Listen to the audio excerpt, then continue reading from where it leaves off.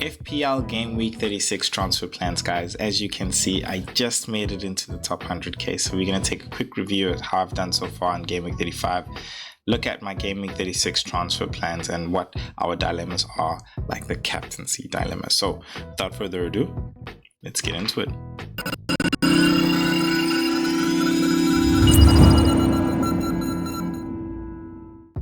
All right, guys.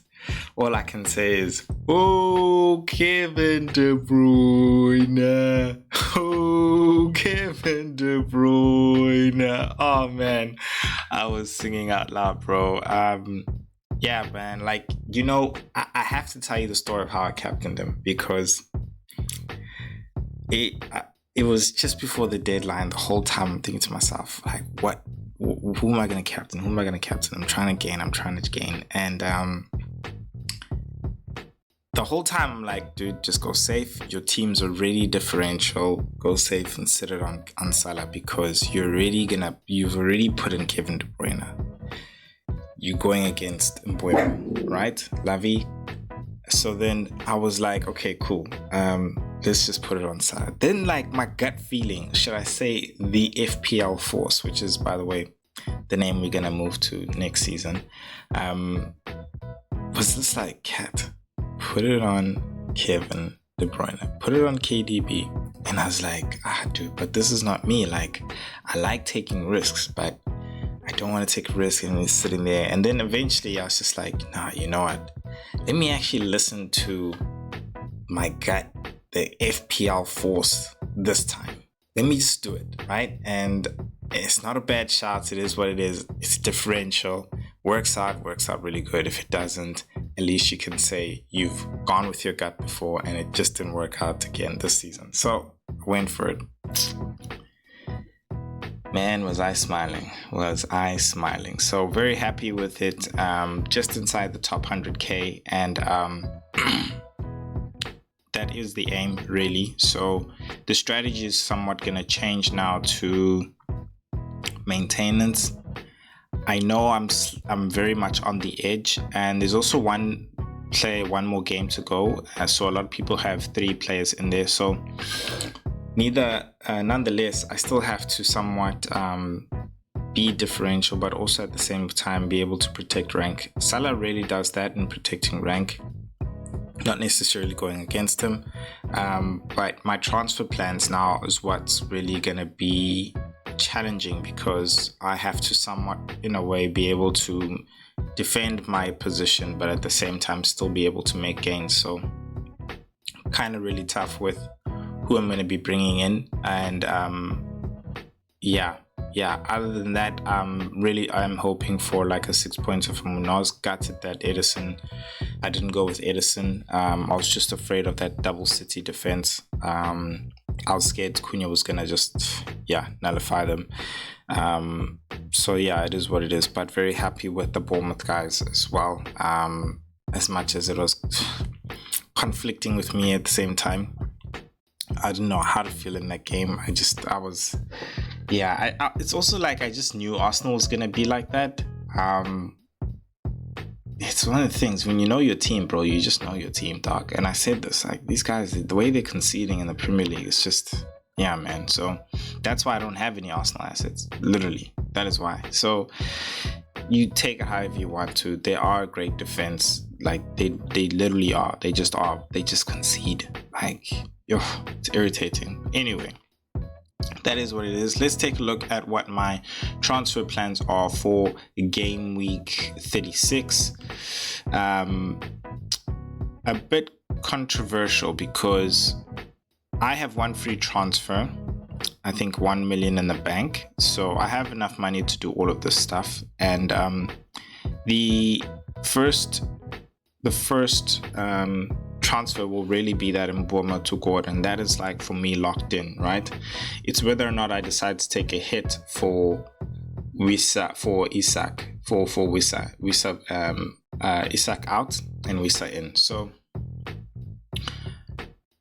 that's my Game Week 36 transfer plans. And what makes it difficult is that Isak is highly owned. So I essentially I'll be going again differential. And the thing that does make me somewhat a bit comfortable is that Mbeumo is slightly highly owned, but not as much as Isak. And you saw he got a return today. Like, those guys got like almost two penalties called off, you know. So when they're troubling a team, they are troubling a team. And them playing against Chelsea, do I think that Wissa can get? It's not so much that do I think Wissa can get more than Isak. It's the fact that if I'm taking a hit to take Isak out, I'm saying basically that I think he's gonna blank. That's what I'm also saying, right? Now, fine. You know, these guys are struggling to score against Brighton. I think they can struggle to score against Chelsea as well. But nonetheless, it's Chelsea away, bro, and it's Newcastle at home. That's my thing right there. So that's what's really got me thinking about it as to like whether or not to go for it. Wissa is in form. He's basically, if I bring in Wissa, I'd have the top 3 in form forwards going into Gameweek 36. And that has been my game the whole time. It's like bringing the guys, having people who are in form, because clearly it works this season. So that's my conflicting thing as to like, yo, who do I bring in? Do I bring in Wissa for Isak, or do I just let it go and not take the hit? Is that hit worth it? You guys let me know in the comment section. Really would like to hear from you guys and what you think. I think that he can blank against Chelsea. That's why I'm considering it. I think he can blank against Chelsea. I think it could be a tight game and be 1-1. I think they can draw. I think Chelsea can get a draw. I think Newcastle is better than Chelsea.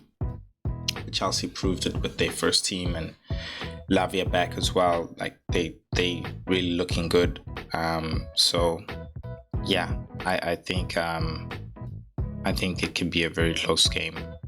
And I think Wissa himself can get 2 goals or 2 returns, being a goal and assist. So I would need Isak to blank if I'm taking a hit for him, you know, like literally blank. I cannot have him score and I took a hit, and it just wouldn't make sense for me. Cool. Let's take a look at what my bus team looks like so far then. Then I can actually give you guys a good picture as to what's going on. So right now my bus team is Edison in goals against Southampton, Trippier, Munoz, Guardiola, Aït-Nouri in the defense, and then I have Mo Salah with De Bruyne and Bowen in the midfield, Isak in the strike force with Evan Nelson and Cunha, and then of course on the bench I've got Gordon, Semenyo and Kirkes and Alisson Becker. So I want to play a 3-4-3. So if I when I bring in Mbeumo for Gordon, I would take out Trippier and I would leave that back 3 of Munoz, Vardiol and Aït-Nouri. I love them all attacking defenders as well, with Akanji having come back. You saw Vardiol come back onto that left wing as well. O'Reilly was having a stinker of a game, and Pep couldn't really afford that. So I'm really hoping that could be the case again. Don't mind the captaincy. I think that's a good time to really talk about it, in the sense of it's open wide again, you know, because Mo Salah is playing Arsenal, Isak is playing Chelsea, and then you have the question as to whether or not Haaland is going to be coming back in. Is he going to play again? Now, I have thought about bringing in Haaland and taking out Isak and swapping Edison out for a hit as well, but it would also mean taking out Salah. So then it's basically, my point is it's just too much maneuvering to bring in Haaland. And right now, without knowing for 100% certainty that he's going to be playing, and they are the first kickoff, because everyone's kicking off at like in my time 4 p.m, but I believe in UK time is 3 p.m. Yeah, without that certainty that Haaland is playing, he's starting, I can't make those moves, you know, because I think if I were to make those moves, I think I would gladly go Edison to a Cells. Then I would go a Salah to like an Ilanga, and Gordon still to Mbuemo, and then I would go Isak to a Haaland. Yeah, Isak to a Haaland.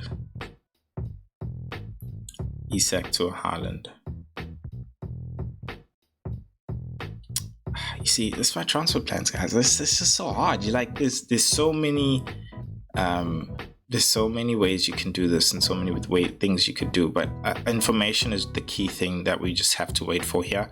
So we're just gonna have to wait until the end of the season. Not necessarily the end of the season, but you get what I'm saying. Until the end of the week, really, when we have enough information as well. So the deadline is very late on Saturday, so we have time, and let's hope we can get something as well. But that's what's making captaincy so hard. I think Mbuemo is a captaincy option. De Bruyne is a captaincy option.